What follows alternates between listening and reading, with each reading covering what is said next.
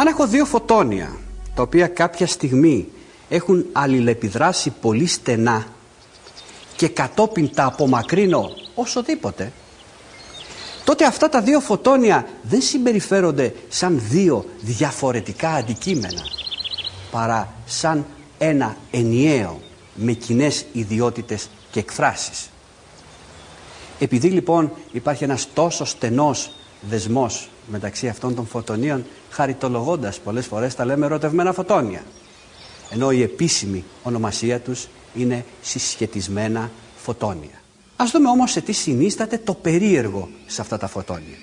Εάν τα απομακρύνουμε πάρα πολύ μακριά και πρικοδοτήσουμε το ένα με κάποια πληροφορία, τότε με έκπληξή μας διαπιστώνουμε ότι η πληροφορία αυτή μεταβιβάζεται στο άλλο με ταχύτητες πολλαπλάσιες από την ταχύτητα του φωτός.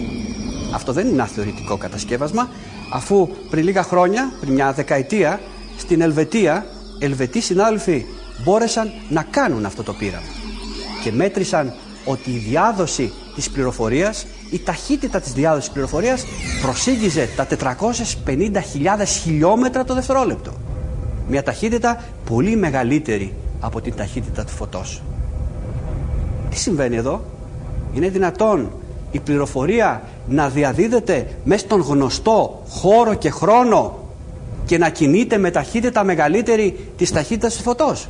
Αυτό το αποκλείει η θεωρία της σχετικότητας. Αυτό σημαίνει ότι η πληροφορία διαδόθηκε μέσα σε άλλα κανάλια, έξω από το χώρο και το χρόνο που γνωρίζουμε, ίσως μέσα από κβαντικά τούνελ και κανάλια. Εδώ όμως δημιουργείται και ένα φιλοσοφικό ερώτημα. Εάν θεωρήσουμε ότι είναι σωστή η θεωρία της μεγάλης έκρηξης, αυτό σημαίνει ότι το σύνολο των φωτονίων κάποτε ήταν στενά συσχετισμένο. Αυτό σημαίνει ότι έχουμε μια απειρία συσχετισμένων φωτονίων, τα οποία είναι διάσπαρτα παντού μέσα στο σύμπαν. Παντού μέσα στο σύμπαν, συγχρόνως μέσα στο μυαλό μας.